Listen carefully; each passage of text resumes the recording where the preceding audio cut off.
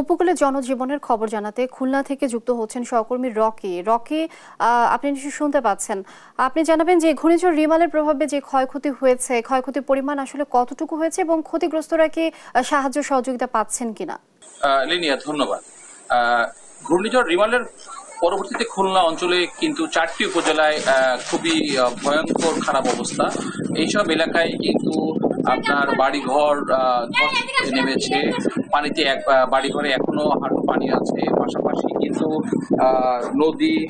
নদীর পানি মৎস্য ঘেরে ঢুকে যে সেই ঘেরগুলো নষ্ট হয়েছে। আমি লিনিয়া দর্শকদের জানতে চাই যে ঘূর্ণিঝড়ের কারণে কিন্তু খুলনার সব থেকে বেশি ক্ষতিগ্রস্ত যে কয়রা উপজেলা, সেই কয়রা উপজেলায় আজ সকাল 10টায় কিন্তু দুর্যোগ ব্যবস্থাপনা ও ত্রাণ প্রতিমন্ত্রী মোহাম্মদ মহিবুর রহমান এসেছেন। উনি সেখানে এখনো ত্রাণ বিতরণ করছেন আমরা যতদূর জানতে পেরেছি।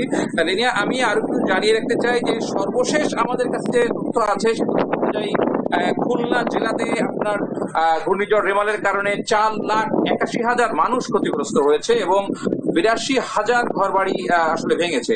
পাশাপাশি উপকূলবর্তী নদী থেকে প্রায় 46টি পয়েন্ট থেকে পানি ঢুকে শত শত গ্রাম প্লাবিত হয়েছে এবং এখনো কিন্তু হাঁটু পানি রয়েছে অনেক গ্রামে। আমরা মৎস্য অধিদপ্তরের সাথে কথা বলেছি, তারা আমাদেরকে যেটি জানিয়েছেন যে এই ঘূর্ণিঝড়ে এই অঞ্চলে প্রায় 250 কোটি টাকার মতো মৎস্য চাষের ক্ষতি হয়েছে। পাশাপাশি ফসলের ক্ষতি হয়েছে প্রায় 12,715 হেক্টর জমিতে। আমি একটু জানিয়ে রাখি, ঘূর্ণিঝড়ে কিন্তু খুলনায় বটিয়াঘাটায় একজন নিহত হয়েছে, তবে আহতর কোনো সংবাদ এখন পায় নাই। আর ত্রাণের যে বিষয়টা সেটা হচ্ছে সরকারি ব্যবস্থাপনার পাশাপাশি কিন্তু বেসরকারি ভাবে দলীয় সংগঠন, সামাজিক সংগঠন, রেড ক্রিসেন্ট সহ অনেকেই কিন্তু ত্রাণ নিয়ে উপকূলবর্তী এলাকায় পৌঁছে গিয়েছে। খুলনার ভিতর কয়রা, দাকো, পাইকগাছা এলাকায় সব থেকে বেশি ক্ষতিগ্রস্ত হয়েছে এবং এরপর হচ্ছে আমরা বটিয়াঘাটার এক অংশ ক্ষতিগ্রস্ত হয়েছে।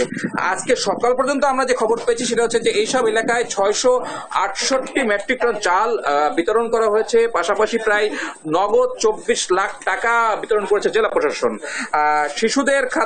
শিশুদের খাদ্যের জন্য 6.5 লাখ টাকা এবং গো খাদ্যের জন্য 6.5 লাখ টাকা কিন্তু বিতরণ করা হয়েছে। লিনিয়া, খুলনায় কিন্তু এখন যে সর্বশেষ অবস্থা সেটা হচ্ছে উপকূলবর্তী এলাকায় প্রতিমন্ত্রী ত্রাণ বিতরণ করছেন এবং এর পাশাপাশি ত্রাণ নিয়ে খুলনার ব্যক্তিগতভাবে, সামাজিকভাবে, রাজনৈতিকভাবে সকলেই কিন্তু এই দুর্গত মানুষের পাশে দাঁড়াচ্ছে। এটা হচ্ছে খুলনা থেকে রিমেল পরবর্তী সর্বশেষ অবস্থা। লিনিয়া। রকি, ধন্যবাদ আপনাকে। দর্শক, খুলনা থেকে যুক্ত ছিলেন সহকর্মী রকি।